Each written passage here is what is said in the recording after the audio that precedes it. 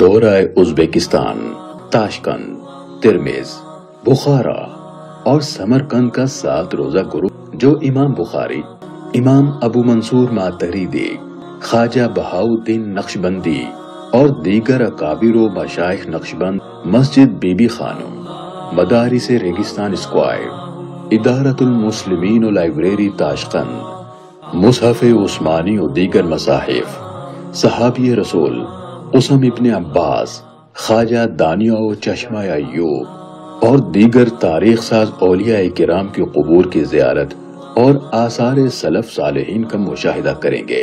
سفری سہولیات: year ticket, Tashkent سے سمرقند اور بخارا کا سفر بلٹ ٹرین کے ذریعے ہوگا۔